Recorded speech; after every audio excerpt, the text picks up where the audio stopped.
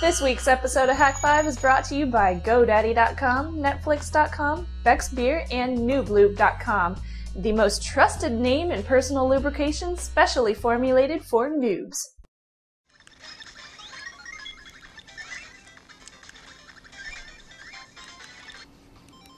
What? He plays Tetris better than you do.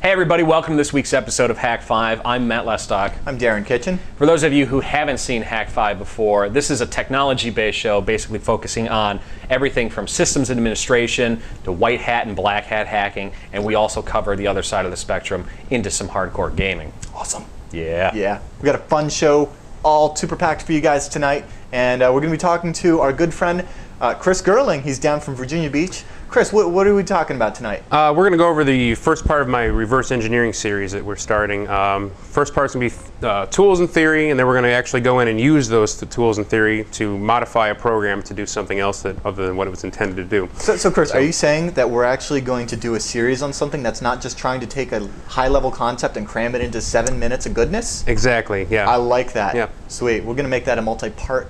I can't wait for the practice. Got to learn some theory. Shannon, what's going on over there? I'm going to be talking to you guys about some DNS stuff. I'm talking about something called OpenDNS. Sweet. And I heard that you and the Spice Girls did something recently. No, not the Spice Girls. I knew it. But I am going to be cooking some goodies up with some spices. I'm talking to you guys about an open source, community managed application called Spiceworks. Tasty IT infrastructure goodness. That's how we roll. Sweet. All right, well, let's go ahead and kick it off. I'm going to head over to Chris and see what's going on with reverse engineering. I will see you later. All right, dude. Alrighty. What's up, Chris? How's it going? Dude, I'm telling you, the walk Thanks. from there, I swear. So reverse engineering, what's this all about? All right. For somebody that's completely new, I know a little bit, but I'm going to Watson here. Okay. What is reverse engineering? It sounds like I'm Bob the Builder, but backwards. It's pretty close. The whole concept of reverse engineering on a high level is taking something, whether it's, it could be software or anything, final product, figure out how it was made, how it works, and kind of just turning it around and making it do something either good or, for good or bad that it was intended to do. So if you want to modify something and make it better, or change something and if you want to make it worse. So. But normally, like in the open source world and Linux and all that fun stuff, if I wanted to modify Emacs, I'd just go and download the code for Emacs, make my changes, turn it into Vi, and compile it. This is for when you don't have the source code. Okay, cool. So we're not going in any illegal, cracking or anything here. This is all, Yeah, this is all mostly legit stuff. Yeah, this is all legit stuff. It's good, people do this stuff for practice all the time, especially for analysis, to look at a virus or something and figure out how it works. So then they can write write the patch for it. And would this also be used in debugging? Absolutely. Debugging is probably the #1 use of it. Any kind of program that's ever written, lots of debugging goes into it to find out whether it's doing what it's supposed to do. Okay, So and then it of doesn't course, cracking serial numbers, stuff like that. Yeah. Keygens. Yeah, you can do that too. We don't stuff advocate they find on the that, shadier side of the net. Absolutely. Not quite in the show notes, No. but leave that to your Googling enjoyment. So we're going to go over a little bit of the theory here, and we're going to I'm going to demonstrate some of the tools that I have open in front of me here. Okay. So the basic theory is with software debugging or cracking is that you want to find out how the program is structured, what you want to change in it, and then actually go through and take like a hex editor. There's different editors for different types of programs, and actually modify those values to change them to do something. A great example of this is the Game Genie. The what? The Game Genie for the Nintendo. Oh, Game Genie. That was a perfect example of it. I wanted one so bad. That was hex editing. No you were way. hex editing the memory of the game.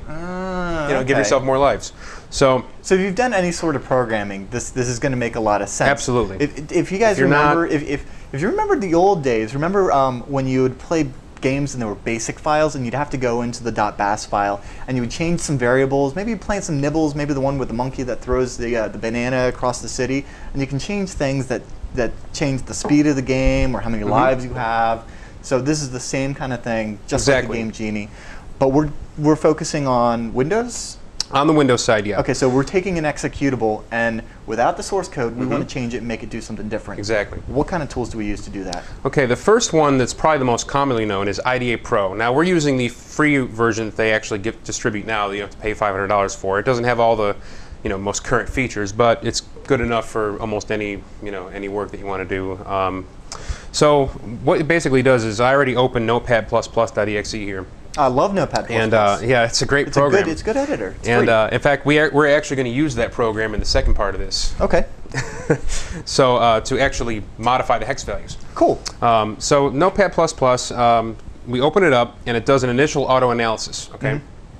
And when that's done, you're looking at IDA View A, which is just a bunch of registers, and it kind of takes you through the program as it's written. Kind of now an this assembly. isn't the exact source code, Oh no, though. this is just how it kind of lays out. I believe I don't exactly know what code because I'm not a programmer, but it's assembly. You see like hex values and stuff here. It kind of debugs it to a point where it kind of. So is this like the machine code? This is the machine code, Okay. mostly the machine code. So you still yeah. have to have kind of a programmer's mindset. You do have to be able to kind of understand what you're seeing as far as knowing what hex means and knowing different. You see like push, call, move, test. Different. Oh, okay. Functions So those that are it's- like assembly. assembly. Sure. So and it'll do there's a program called Strings, and I'm going to pull that up really quick just so because we have a window here. Strings is a standalone program. You can download it from TechNet. Yeah, there we go. We have a zoom function here. And you can run strings on any executable, and what it does is it goes through and it'll pull any Unicode or ASCII over 3 characters long. So if you're looking for any kind of function calls or things like that. So if I wanted to take like, I don't know, say like there was a code for Duke Nukem 3D, and I could take this and run the dn3d.exe through this, and any kind of like words, Yeah, like sentences, yeah, any sort of sentences that were English, it would match it with a dictionary or something and Yeah. say, oh, that's actually comprehensible. Yep. And that would spit it out to us, so then we can find all sorts of weird secrets. Exactly. It helps you find part of the code you want to change. Okay. So let me zoom back out here. So IDA Pro does this for you automatically. There's a window right here, and I'll zoom in on that. And this is the strings portion of IDA Pro. So it does that for you. Sweet. So after that, you start identifying parts of the program you want to change, and from there you would go into a. So give me an example of a little thing that we could change to Notepad++. Okay. Well, one thing that I actually found, it's actually at the bottom of the strings, it was the alphabet. The alphabet's in there. The alphabet's in there. So we could reverse it, We could recompile it, and then give it to our friend and be like, oh, check out this new text editor. So then It's when awesome. you type, you type the letter A and you get C. Oh, there you go. Yeah, it's like Rot 13 with a couple others. Yeah, exactly. So yeah, we could do that. I'm not going to do that right now because we're going to actually give you the goodness in the second part of this. But another tool that's very similar to this is, and we're just going to run through these because these are very similar programs, is OllyDbg. It's a debugger program, pretty much straight up a debugger program, and it sections off the code into what's actually tied to each other. So this is going to process together. This is going to process together. So all of these places where we see like these sections with these lines here, those are like individual segments. Individual segments of code. So when you Okay. have like you have like in BASIC, go to line 10 or something like that. Yeah. That's Okay. That's basically what that is. Cool.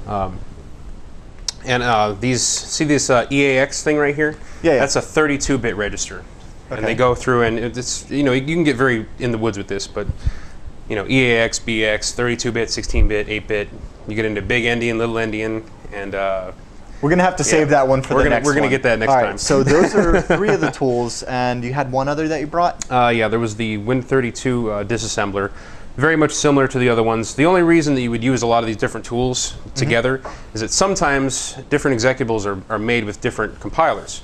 Like you have a .NET program, you would use .NET Reflector, which I actually have that. Before, I season showed 3, before in season 3. And it uncompiles .NET code. Yeah, it's mostly .NET code, managed code. Okay. So yeah, but this URsoft W32 deassembler, this is just for like any kind of code. very general. Very general Windows programs. Sweet. Yep. So that's my pretty much a general overview. Okay. And well, I think we understand the theory of it. And it's cool that we have the tools, and you're going to have links in your blog post and your show notes to all these tools. I think when we get into the practice of this next week, it'll make a lot more sense. If this sounds really cool to you, and I know a lot of this is flying by real quick, I think what you really need to do is, if this tickles your techno lust, is to go check out Chris's article, download these programs, and take, I don't know, Notepad, the calculator, any program that you're somewhat familiar with, and start pouring through the output of one of these things. Because then when you come back next week and we start talking about this and get more in depth, you totally follow along with us. I totally just gave our viewers homework, didn't I? Yes. You did. Anyway, homework. Do your homework. And I'm really interested in this stuff because I feel like you can learn a lot just from dorking around. Oh yeah, I mean, you don't have to. I'm not a reverse engineering expert. I mean, I know there's going to be people that are going to be emailing me that, that I'm not an expert. I'm not an expert. Okay. Yeah, you just play one on TV. I just play one on TV. Awesome. I just stayed at Holiday Express. Chris, hey, they're not a sponsor. Chris, thanks for having me on, man. Thanks for the excellent segment. And let's just go ahead and check in with Shannon here and see what's going on with this month's trivia, week's trivia. This week's trivia. That's correct. That. You sure you're not an expert? Because I would definitely go to you for all my questions. It's super crazy. All right, this week's trivia is sponsored by GoDaddy. GoDaddy is awesome. They have 99.9% uptime, 24/7 support, and free access to Hosting Connection, which is the place to install over 30 free applications, which are sure to help you get the most for your hosting plan and website. Plus, if you enter code HAK10, that's HAK10, when you check out, you get an additional 10% off your entire order. So some restrictions apply. See the website for details and get your piece of the internet at godaddy.com. On to this week's trivia, which I'm going to read because I'm not going to memorize this. The V-2 rocket was the first ballistic missile and the first man-made object to achieve suborbital space flight. It was also reverse engineered by the Soviet Union, leading to what copycat rocket? That's your question, so we want you guys to answer that in the forums. Instead of emailing us like we used to do in the past seasons, we're doing it in the forums this time, at the Hak5 forums, of course. Basically what you're going to do, you're going to go into the trivia forum, answer the question. If you're the first person to get that right, we're going to PM you and ask you for your address and your name so we can send you our Hak5 stickers, our Hak5 swag. I don't know, we'll mix it up a little bit. All right, so the next segment, we got Matt over here, and he's going to talk about this open source program called Spiceworks. But first, let's take a break.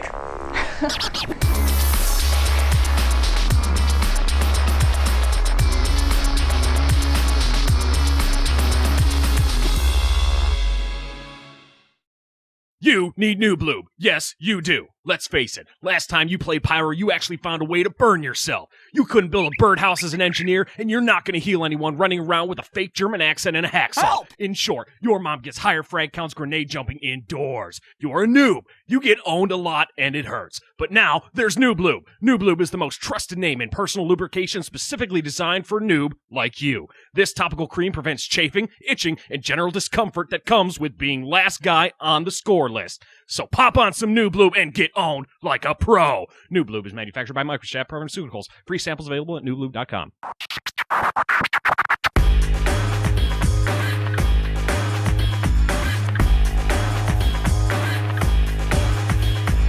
Hey everybody, welcome back to Hak5. Sorry about the little mishap that we had before. Apparently Paul is not able to operate a mixer properly. He's a little trigger happy on the action. You know, that's cool. I understand. He's excited about being back. But anyway, we're going to go ahead and move on. Today I'm talking about Spiceworks, and to help me out here is Chris Gerling.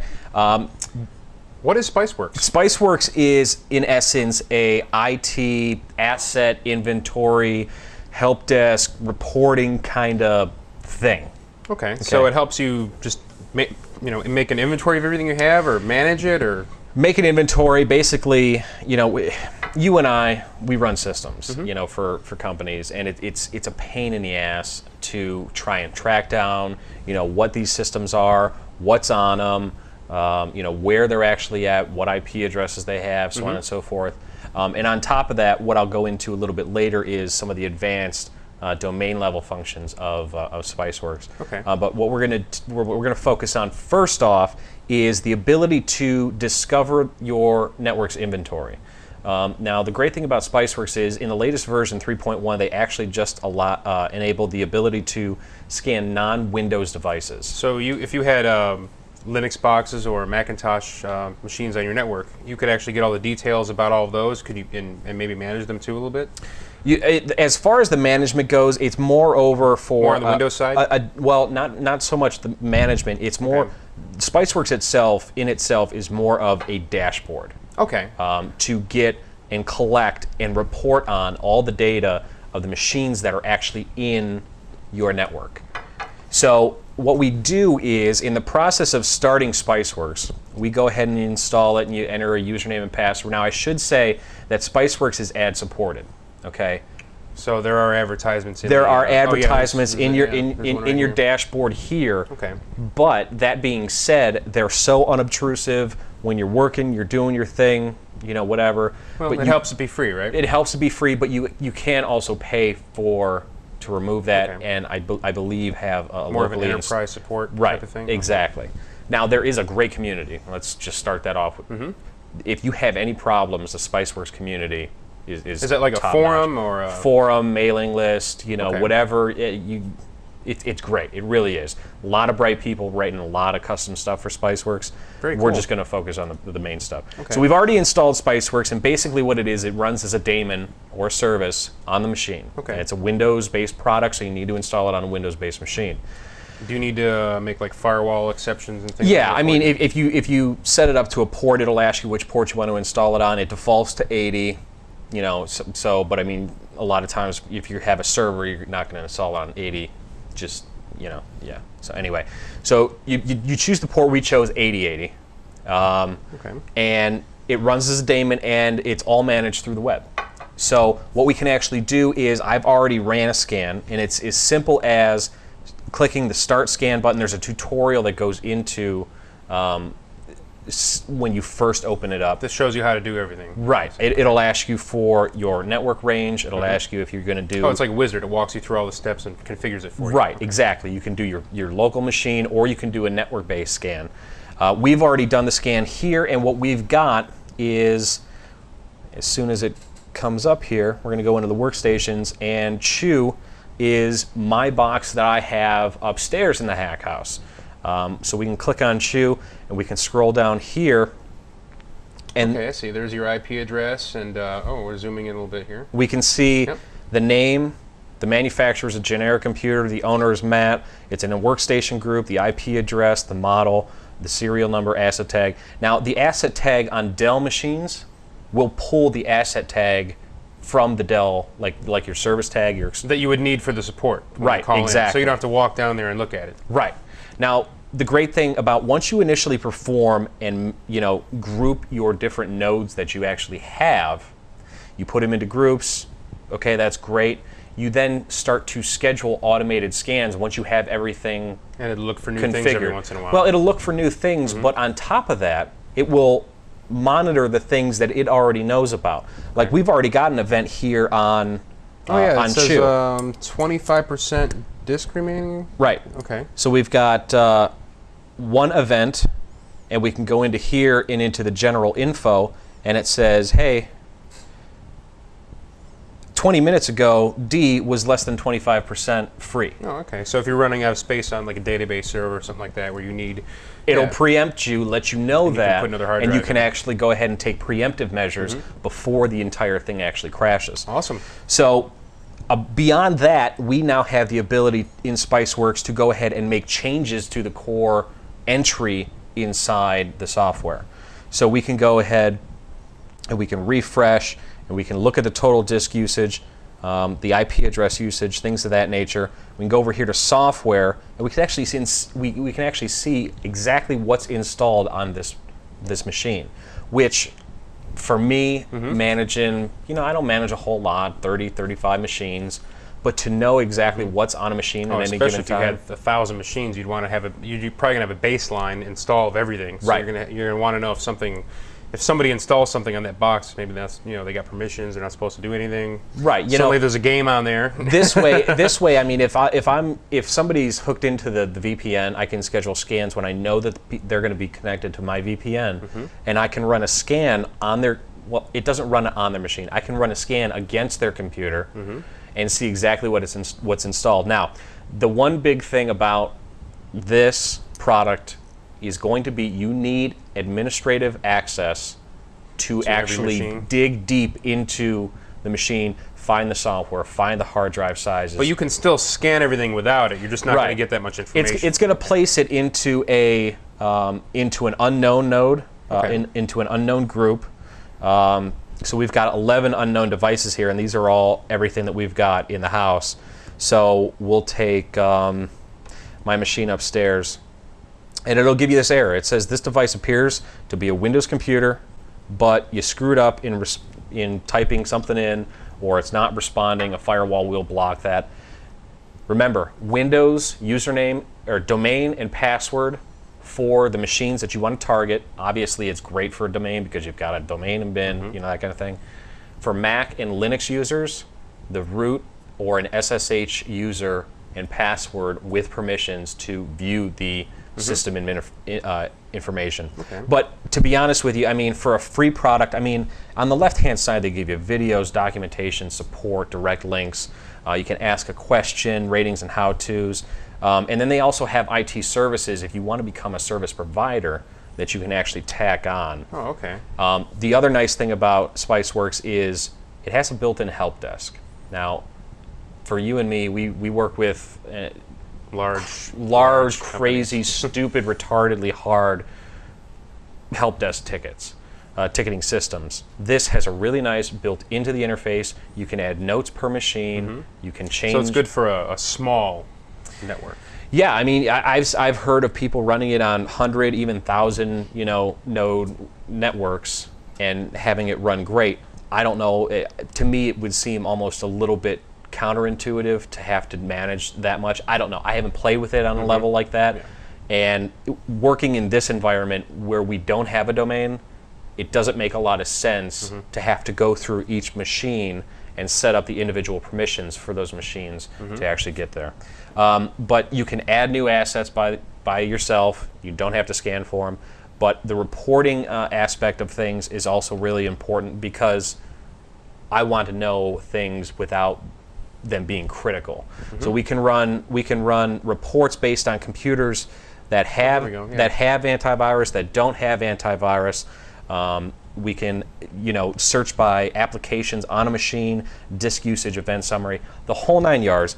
I really encourage you, if you've got some free time, to go ahead and check it out. It's spiceworks.com. You can remember free version and the paid version.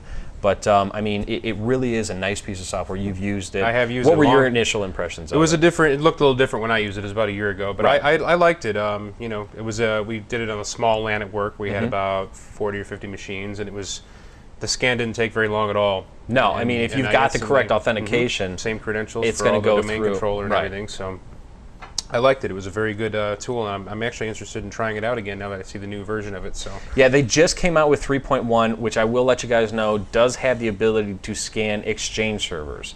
Now we don't have one here that I can test it out on, unfortunately, but go ahead and play with that. That's just something that they added in the 3.0 release. I think you guys would be really excited for that. Now, what we're going to do is we're going to go ahead and guys see she's getting a little bored by me rambling on. So what we're going to do is we're going to go ahead and kick it over to Shannon for this week's LAN party. Of course I'm not getting bored, Matt. I never get bored whenever you're talking. Damn right. All right, so this month we have a LAN party coming up. It's being sponsored by Netflix, and Netflix is awesome, so I'd suggest if you're not a new member yet, you check it out. Netflix has over 90,000 titles online, including lots of Blu-ray titles, with free shipping both ways to your home and right back.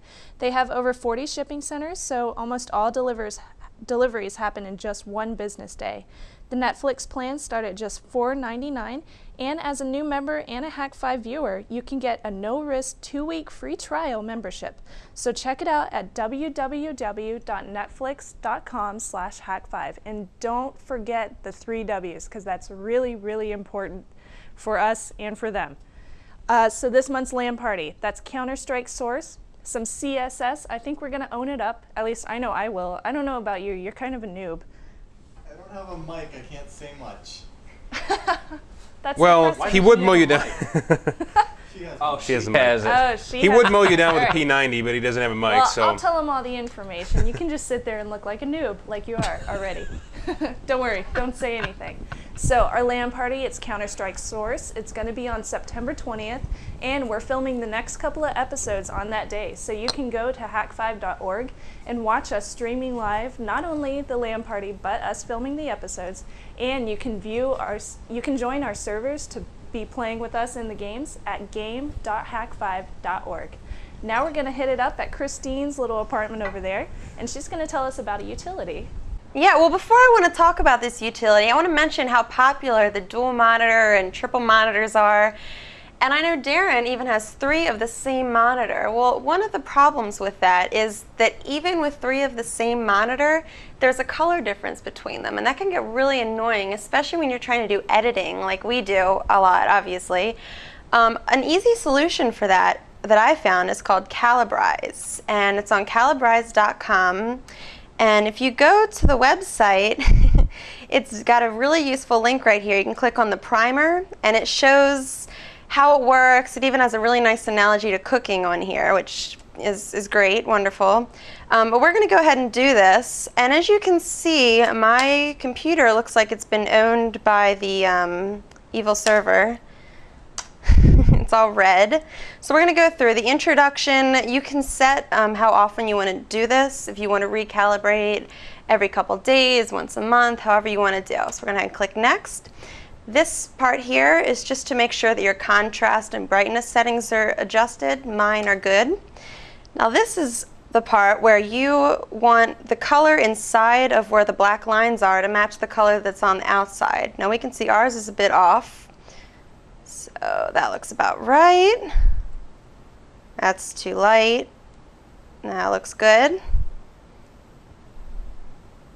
And that should be good. Click next, save, and you just see by my beautiful landscape here, we're all good to go. Now another interesting thing I want to mention real quick, on the home page there's a link all the way at the bottom that you can put the Calabrese icon on your website. So your visitors and readers are going to see the same color graphics that you're seeing. This is really useful if you run a graphics blog or a photo blog or anything like that.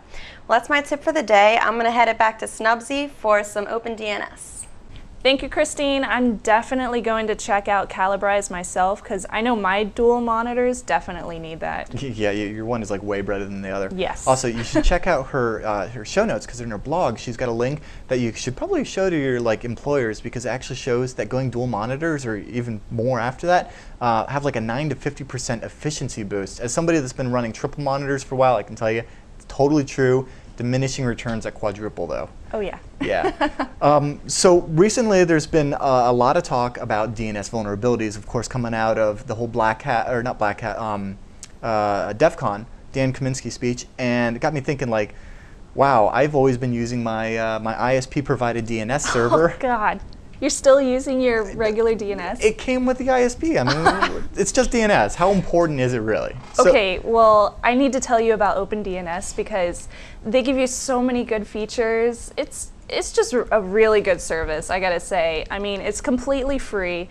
You don't have to download anything. You just set up a couple of different networks connections right down here in your programs as Oh yeah, usual. I mean, changing your DNS server is easy. I just never thought that changing my DNS server would actually come with features. Yeah, it's super easy. Okay, so do you want me to tell you about a couple of these features? Yeah. So what are the things that really make it cool? All right, well, I'm going to zoom in here so I can show you these. A couple of my favorite ones are the phishing protection for pages like, I don't know, maybe Twitter Fisher. Yeah, that's kind of a fun site. That's kind of a phishing site, so we want to steer clear of that one. So, well, it's going to block it, but I want the traffic. okay, I understand. Well, OpenDNS is gonna keep you away from any kind of phishing sites, just in case you're kind of a noob and decide to give away your password. It also gives you domain blocking and adult site blocking in case you have kids in the house or you have a business that you want to run and keep people working and you don't want them going to Facebook and MySpace and all the different social adult networks. Sites. Adult sites. It's the brood filter. I don't know, 4chan maybe. There you go.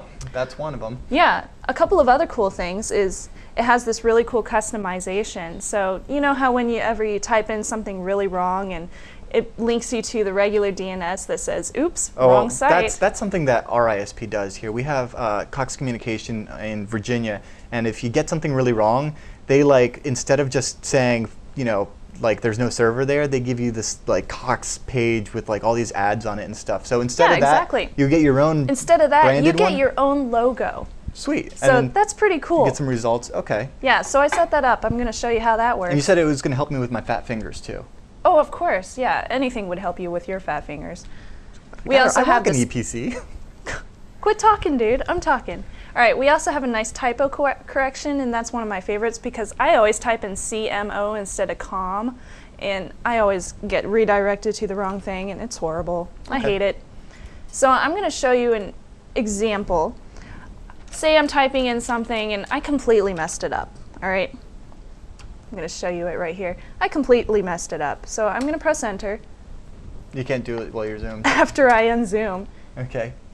And it says, oops, you went to the wrong site. Instead of giving me a whole bunch of different ads down here, it still gives me the ads, but up here, I get my own Hak5 logo instead of the regular logo. Is that like a logo. Hak5 branded Google search? That's really sweet. It is. It's a I like that idea. Hak5 branded Google search. I really like that idea. You can even add in your own little spiffy toolbar search up here, where you can just type in one word. Say, I typed in banana, and we set it up to go to Disney.com. So I press Enter. Banana takes me right over to Disney.com. I can think of some useful stuff for that rather than so you can send people to Facebook instead of MySpace. FB, hit Enter. Exactly. Oh, I like okay. And that's something you don't have to do just necessarily on your one computer. You can do it on your whole network. Exactly. So you can do all sorts of really cool things with this gadget. I love it. I really suggest that you guys check it out for sure. You can download, you're not really downloading it, but you can definitely check it out and see if you really want to put this onto your own connection, your own server at your house, business, or your school, even if you're running a school. It's at OpenDNS.com, and you can check out everything from there. All right. Thanks so much, Snubsy. Yeah, well, no I problem. think I'm going to head over with Matt and wrap up this bad boy. All right. Have fun. Oh, yeah. What's up, Matt? What's up, dude? Snubsy's over there. She is. That's quite a long walk. It's a really cramped studio. We're gonna have to show him some behind the scenes stuff on. We're this gonna later. fix that sooner or later. Yeah, when we buy a building. When's that gonna happen? As soon as we can talk to the powers that be. But anyway, thanks, Snubs. Really appreciate it. I'm gonna have to do that at my office, OpenDNS. We have Cox as well. I don't need all that kind of garbage that they do. So anyway, we're going to wrap up the show now, but before we do, we have some things that we need to get out of the way. One of those things being, remember, the trivia is at the forums. We are not accepting emails for trivia answers any longer. Nor the emails from prior season's trivia questions. Those have already been answered, but thank you very much, Brian. We appreciate your enthusiasm on watching old episodes and acting like it's... And speaking of which, we encourage you, if you're a new viewer, there's actually 3 years of stuff, and some of it's really, really cool. Remote control lights. Auto-owning USB keys, underwater camera Pandora modifications, time shifting. Downloading. There's just so much stuff. Yeah. I can't Go check it out for yourself. revision3.com/Hak5 or hak5.org. One of the other great things that we love is our own community IRC network. You can hit that up at irc.hak5.org. That's provided by Mint IRC. We really thank Oline and everybody over there at Mint for hooking us up with that. It's fun to have a community stuff like that. And we have a lot of other community services that are, they take little breaks to come back. One of those, BBS, can't wait to get that back online. Playing some Legend of the Red Dragon. I got to fix that back up, but don't worry, guys. I know door games. We have had a lot of requests to bring the BBS back, and we are going to do it. We'll have to show it off in a segment somehow because a lot of people, not so much with the BBS scene. Check out the BBS documentary. Google it. Really good stuff. Yeah. Beyond that, we did the IRC. We did the forums, stickers. To help us in our quest to go HD and get out of this small space. We encourage you guys to go head on over to hak5.org/stickers, purchase some sticker sets, donate some money, and we're also going to be putting together the ultimate Hak5 swag bag. It's going to include a bunch of great stuff: stickers, shot glasses, signed photographs, and a couple other surprises that we're still working on. Remember to check out hak5.org/stickers. We really appreciate it. Yeah. Yeah, Snubsy and I do them by hand, and every day when they come in, print them out, stuff the envelopes, autograph them sometimes. All the photographs that go out are autographed by all of us, including the Paul. The Paul! You're on the camera! Finally, we want to thank Beck's Beer for sponsoring the show again this week. We really thank Beck's, and they are the #1 German export beer, and they have this really great program called the Beck's Key Club. Is that open to anyone? It is open to any Beck's beer drinker, 21 and older, obviously. Obviously. And I must say, since we've been provided with Beck's, I've been getting used to it, and it's quite tasty. I gotta say, super refreshing. I could drink it alone or with a meal, no problem. Yeah, I mean, and if you're not a big fan of the whole regular beer kind of thing, the light, 64 calories. Obviously, if you're trying to watch your figure like myself and Darren, that might be something that you want to check out. A little self-deprecation, never hurt anybody. We're down. Hope you are too. Sweet. So where can they go if they want to get in on this? They can go to beckskeyclub.com and sign up there. You're going to go ahead and get access to special events, exclusive content, and free goodies that they're going to go ahead and send you. We've got some coming. Haven't gotten them yet, but we're really excited to go ahead and get that. Sweet. Well, I am super stoked about next week's show as well. So tune in next Wednesday, and we're going to be popping open the pineapple, talking about setting up Yasager on your Finera router. So if you already have one, sweet, get prepared. If you don't, you got some time to catch up with us. Go get yourself a Fawn router. Find links for all that fun stuff in the show notes. So I hope you guys can follow along and on some noobs together. Yeah, we'll make sure that you guys know what makes the pineapple tick. Pineapple tick. A ticking pineapple, not something you want to take to the airport. No, not at all. Please, God. No, don't run. Yasager in an airport, what you think is a target-rich environment, you're the target when it comes to the TSA. So I'm just going to, anyway, hack responsibly. Anyway, if for Darren and myself, we're reminding you to trust your technolust. Guys, we'll see you next week.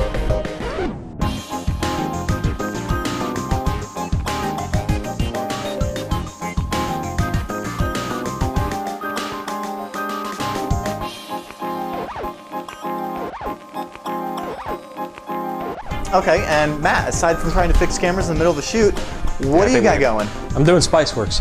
Spiceworks, it sounds spicy. Really, I mean, I was totally trying to keep this going. We almost had that. It was close. I'm Matt Lestock. I'm Darren Kitchen. Oh, am I going to say something? For those of you who haven't seen Hak5 before, basically what we are We're tech show. Hey everybody, welcome to this week's episode of Hak5. I'm Matt Lestock. And I'm Darren Kitchen. We're going to get through this intro if it kills us. Darren! I'm leaving. All right, thank you, Christine, because that sounds really cool. I'm Jeff, definitely going to... You're Jeff. I thought you were Snubsy. All right, shut up. Hey everybody, welcome to this week's episode of Hak5. I'm Matt Lestock. I'm D-Money. You son of a bitch.